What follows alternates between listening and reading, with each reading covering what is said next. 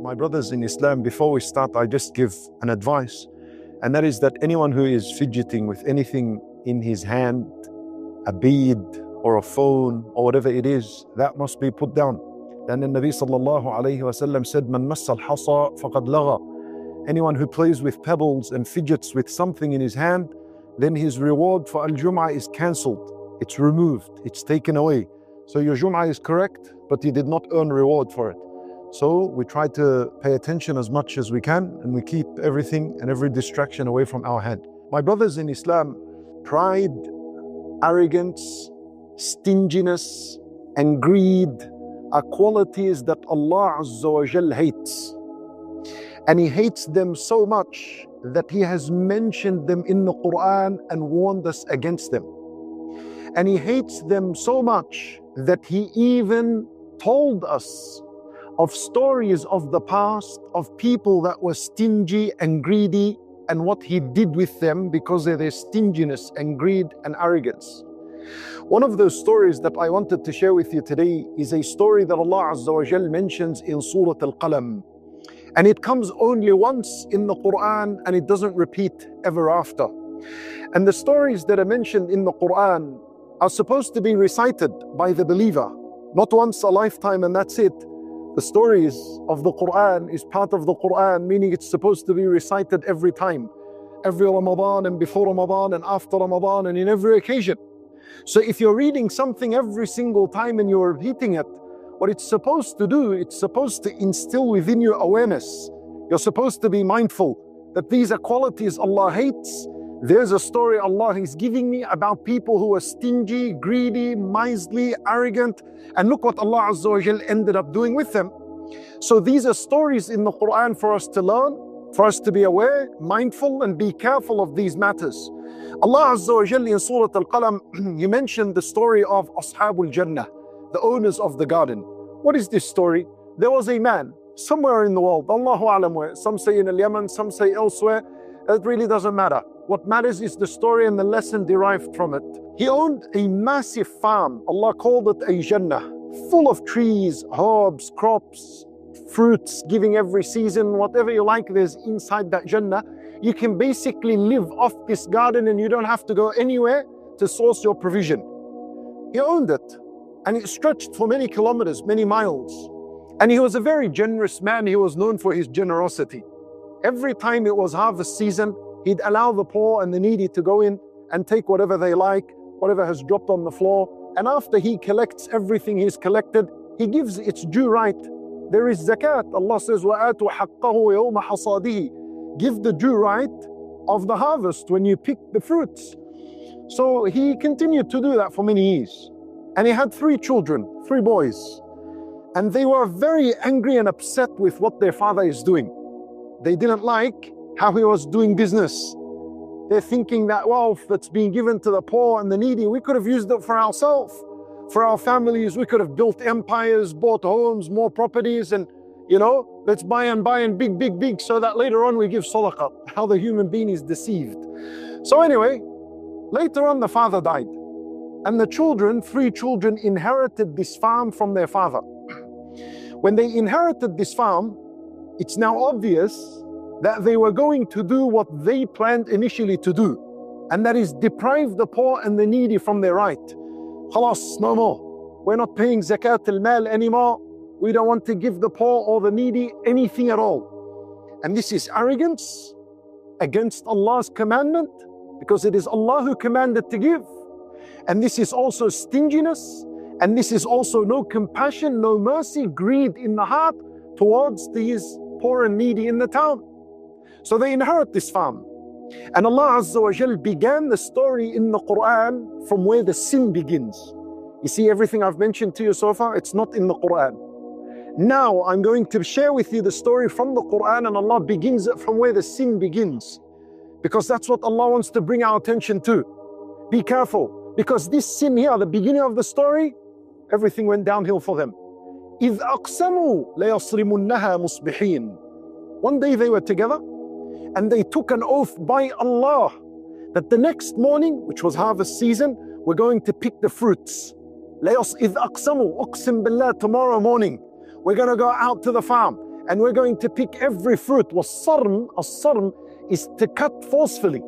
It implies that they're going to pick every fruit and hoard it for themselves. Everything on every tree and everything on the ground. We're going to pick it up, it's going to be for us. وَلَا يَسْتَثْنُونَ, Allah says. And they made no exception. Meaning they said, Wallah, we're going to pick it all for ourselves. And we're going to give no one anything at all. Not a single poor person, no one needing nothing at all. This is all for us. وَلَا يَسْتَثْنُونَ also means they did not say insha'Allah. You see the arrogance? Because the believer, it's recommended when he wants to do something in the future, tomorrow, after tomorrow, you add to that insha'Allah. You say, insha'Allah, tomorrow I'll come to work. Tomorrow, insha'Allah, I'll complete the job. But when you don't say insha'Allah, there's arrogance in this. It's like you thought you're in control of everything. When you say insha'Allah, you're saying, if Allah wills. In other words, you acknowledge that your ability, your power is all under the will of Allah Azza wa Jal. You can't decide to do anything if Allah doesn't give permission for you to do so. So these people are so adamant in their arrogance and greed and stinginess that they said, Wallahi, tomorrow morning, we're going to pick the fruits, all of them, for us, and we're going to give no one anything. And we don't even want to say, insha'Allah. That's how certain we are of what we're going to do. Allahu Akbar. So Allah Azza wa Jal began with the crime. لَيَصْرِمُنَّهَا مُصْبِحِينَ وَلَا يَسْتَثْنُونَ. Immediately, as they pronounced these words and spoke to each other and planned the sin, they went to sleep. It was nighttime, they went to sleep. And Allah Azza wa Jal says in the next ayah, فَطَافَ عَلَيْهَا طَائِفٌ مِّن رَبِّكَ وَهُمْ نَائِمُونَ. As they were sleeping, Allah Azza wa Jal unleashed an intense punishment of His on the garden. طَافَ عَلَيْهَا طَائِفٌ. Allah sent a punishment, but this punishment was described as ta'if. Ta'if comes from the word tawaf, which means to go in circles. So something came to their farm that went around in circles intensely, like a wind wall, or a tornado, or a hurricane, or a water sprout, a fire tornado, Allahu A'lam what it was.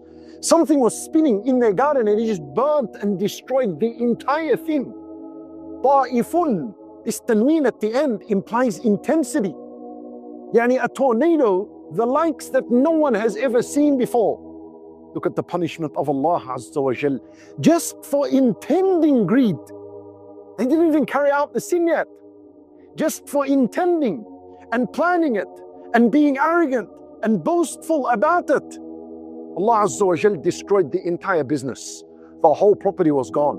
طَافَ عَلَيْهَا طَائِفٌ مِّن رَبِّكَ. From your Lord. But there's still mercy in this because Allah used His name Ar-Rabb. And Ar-Rabb means the one who takes care of you. He nurtures you, He looks after you, He provides for you. In other words, Allah is teaching us, even though He sent upon them this intense punishment, but this is actually from Allah's mercy towards them. Perhaps they may wake up. Perhaps they may turn to Allah and realize that they had stuffed up and did something really wrong. And so in that case, if they return to Allah and they repent while losing the garden, it's better than having the garden and continuing in your pride and arrogance and stinginess and then die meeting Allah Azza wa Jal like this. So فَطَافَ عَلَيْهَا طَائِفٌ مِّن رَبِّكَ وَهُمْ نَائِمُونَ فَأَصْبَحَتْ كَالصَّرِيمِ. It became black, like the darkest part of the night. Not a single fruit, not a single tree remained in sight. فَتَنَادَوْا مُصْبِحِينَ. The next morning they woke up. They have no clue what happened last night. They got up and they began to call one another. أَنِ اغْدُوا عَلَى حَرْثِكُمْ إِن كُنْتُمْ صَارِمِينَ. Yallah, get up boys. Let's go. If you really want to pick the harvest and you want to pick the fruits, we need to go now. Yallah, get up. فَتَنَادَوْا مُصْبِحِينَ أَنِ اغْدُوا. Yallah, اغْدُوا, غُدُوا يعني على الفجر. Before Fajr, we have to leave. إِن كُنْتُمْ صَارِمِينَ. So they got up. They dressed themselves. Allah said, فَانْطَلَقُوا. They got up and they left the house. انطلقوا meaning they left with excitement and rush. Why are they rushing? So that they can get to the garden before the poor and the needy, before the sunlight, whatever it is. فَانْطَلَقُوا وَهُمْ يَتَخَافَتُونَ. And as they were rushing to their garden, they began to whisper to one another in a very low voice, يَتَخَافَتُونَ أَلَّا يَدْخُلَنَّهَا الْيَوْمَ عَلَيْكُمْ مِسْكِينٌ. They whispered to one another, make sure not a single poor person walks into this garden with us. Look at the stinginess. They didn't say, Make sure no poor people come in. They said miskeen, singular. Make sure not even a single one of them walks in. ألا يدخلنها اليوم عليكم مسكين وغدوا على حرد قادرين. And they set off in the morning in a state of hard, while believing they are able to do what they want to do. Now this word hard is very interesting. It comes once in the Quran and never again. And it tells us a lot about their attitude. Hard means anger, resentment, hatred. Al-hard also means to be dry. So that means they left their homes and their heart was dry of compassion and mercy. And they left their homes angry from these poor and these needy people that long for very long years they used to feed from their farm. But the language of the ayah suggests that the only reason they went out to pick the fruit of the farm was to keep it. The only reason they went out was hatred against the poor. The only reason they went out is that they want to practice stinginess and greed against the poor and the needy. That's the only reason. Yani in other words, they would have had fruit in their home that they could have survived upon. They're not in need of going to the farm now and picking the fruit. But the only reason they did that was so that they can practice their stinginess and their greed. This is what the word hard is implying. A very evil, abhorrent attitude and behavior that they carried in their heart. فَلَمَّا رَأَوْهَا, they began to go and they're silent with each other. Oh, subhanallah, didn't they know that Allah Azza wa Jal, the one who knows the seen and the unseen, can hear them? Subhanallah, Allah heard them. And He even tells us in the Quran what they were whispering.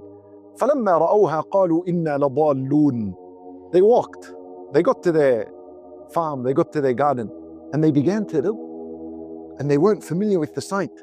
قَالُوا إِنَّا لَضَالُّونَ. When they saw its location, they said, we're lost. Maybe we've gone to the wrong address. So one is saying to the other, no, we took the right turns. No, this is where our garden, this is where our property is. It doesn't look like it. Where's the trees? Where's the gate? Where's the fruits? Where's everything? فَلَمَّا رَأَوْهَا قَالُوا إِنَّا لَضَالُّونَ. They quickly realized that this was Allah's punishment upon them because of the greed and the stinginess and the arrogance they had in their heart. So one of them said, بَلْ نَحْنُ مَحْرُومُونَ. They get it. We've been deprived. Allah Azza wa Jal deprived us of the blessings of our own work. Allah deprived us from our own garden, from our own provision. Allah took our rizq away because of arrogance and stinginess and greed that was in our heart.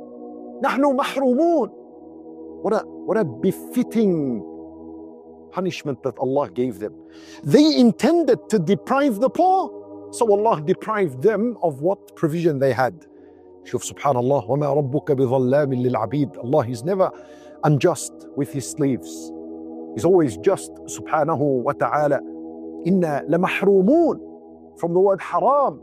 Allah has made our garden haram upon us. Imagine that.